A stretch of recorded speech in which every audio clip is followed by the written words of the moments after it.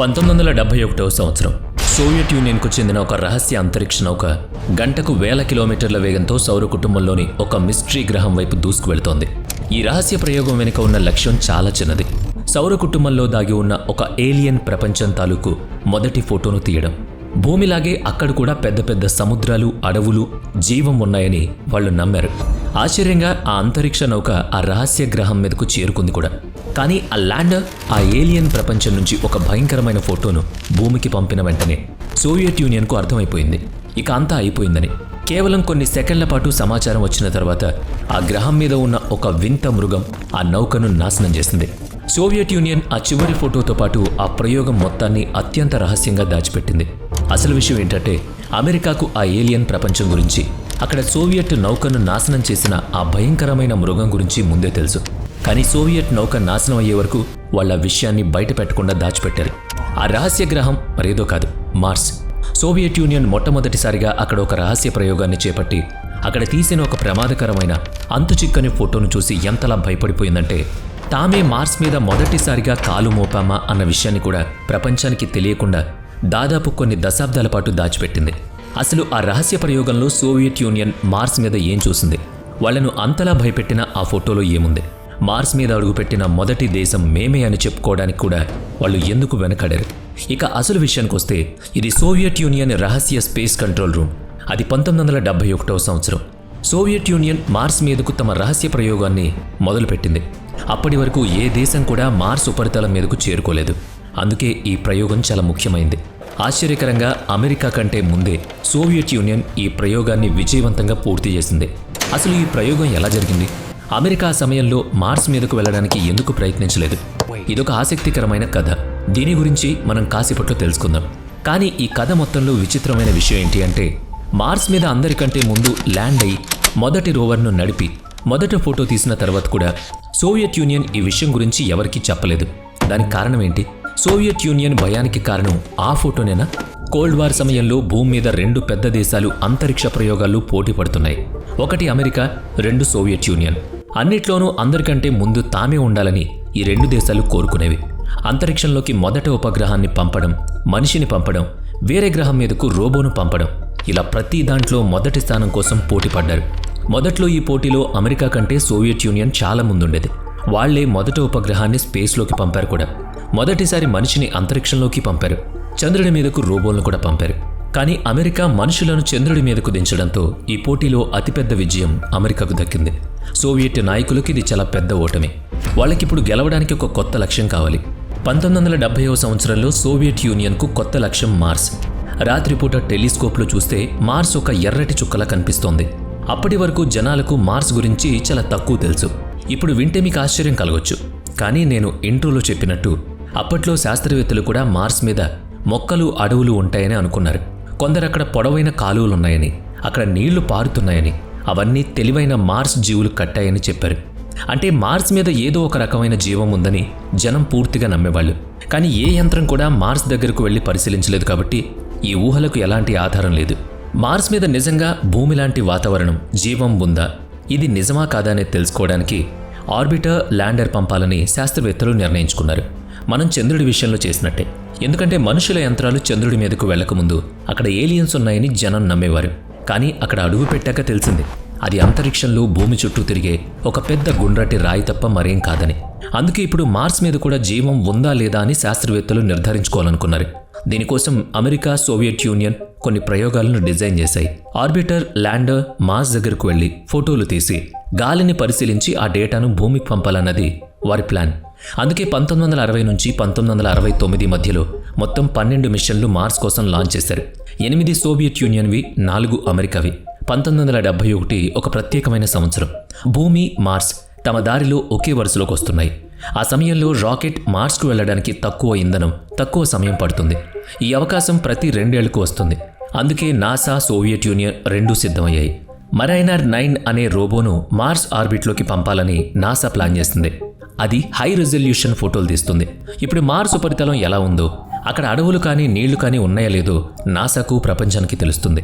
దీంతోపాటు ఆర్బిట్ నుంచి మార్స్ వాతావరణాన్ని పరిశీలించడానికి అందులో చాలా పరికరాలు అమర్చారు. ఇక్కడ గమనించాల్సిన విషయం ఏంటంటే అమెరికా చాలా జాగ్రత్తగా అడుగులు వేస్తోంది. మార్స్ వైపు వాళ్లకు ఇదే మొదటి పెద్ద అడుగు. అందుకే వాళ్ళు కేవలం మార్స్ ఆర్బిట్లోకి సురక్షితంగా చేరుకోవాలని మాత్రమే అనుకుంటున్నారు.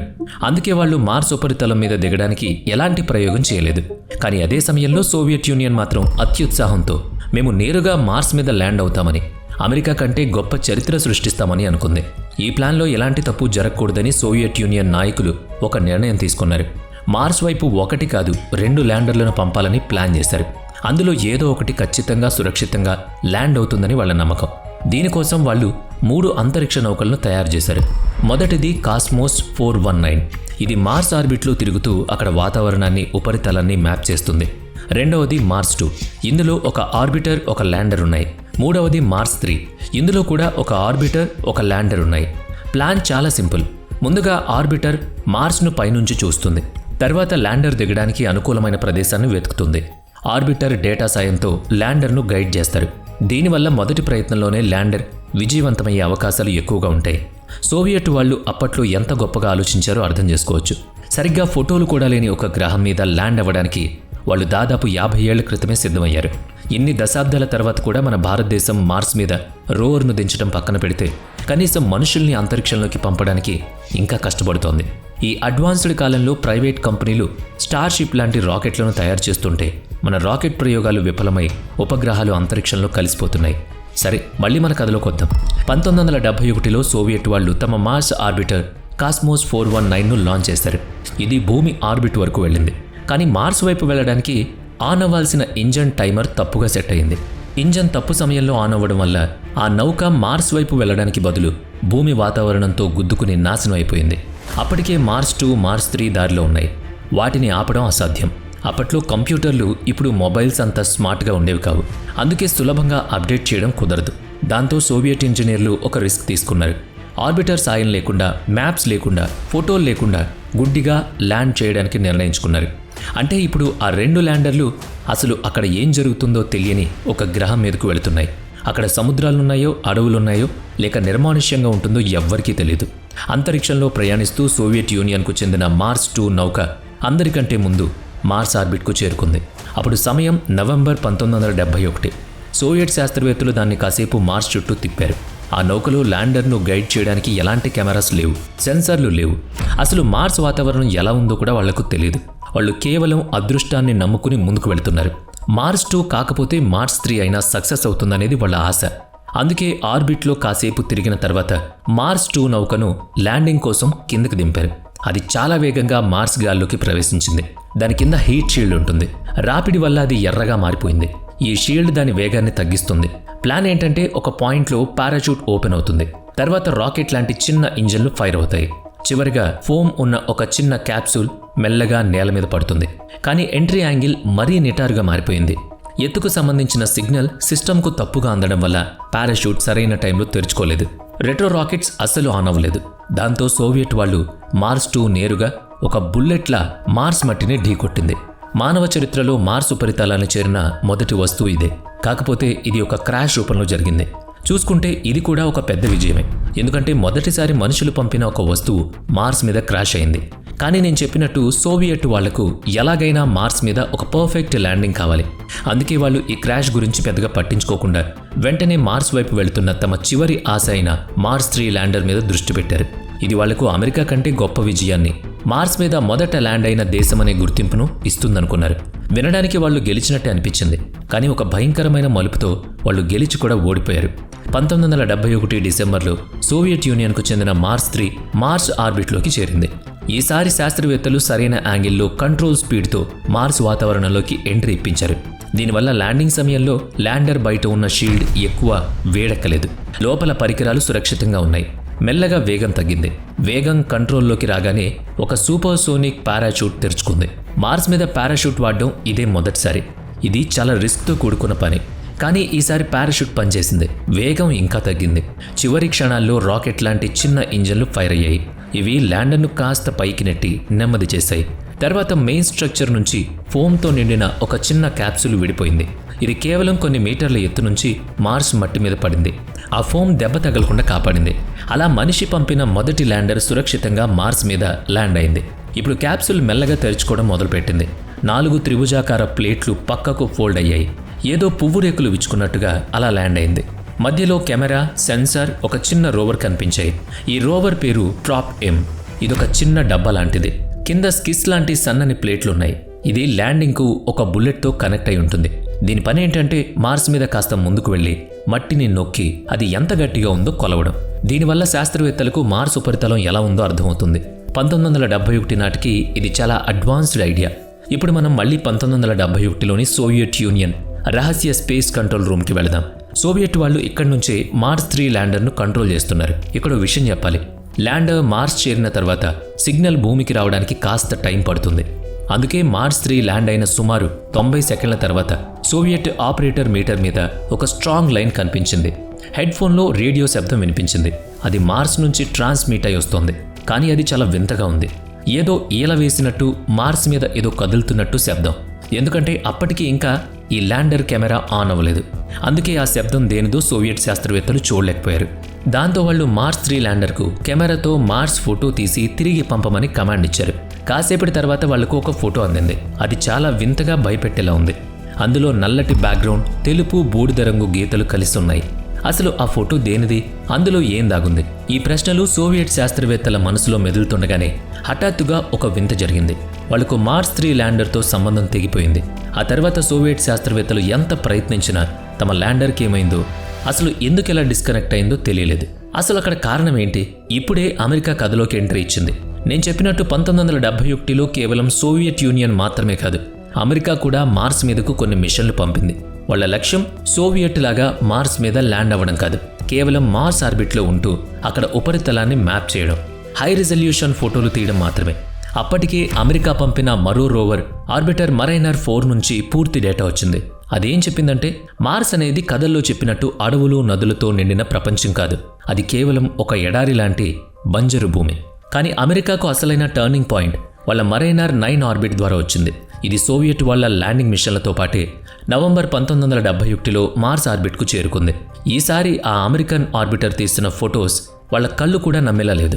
ఎందుకంటే ఇంతకుముందు పంపిన ఆర్బిటర్ ఫోటోల్లో ఎగుడు దిగుడుగా రాళ్లతో కనిపించిన గ్రహం ఇప్పుడు పూర్తిగా మారిపోయి ఒక నునుపైన గోధుమ రంగు బంతిలా కనిపిస్తోంది. ఇది చాలా వింతగా అనిపించింది. అసలు మార్స్ మీద ఏం జరుగుతోంది? ఎందుకని ఆ గ్రహం అంత నునుపుగా కనిపిస్తోందో నాసాకు అర్థం కాలేదు. కానీ వేరే యాంగిల్స్లో తీసిన ఫోటోలు, వాతావరణం మీద చేసిన పరిశోధనల ద్వారా నాసాకు అసలు విషయం అర్థమైంది.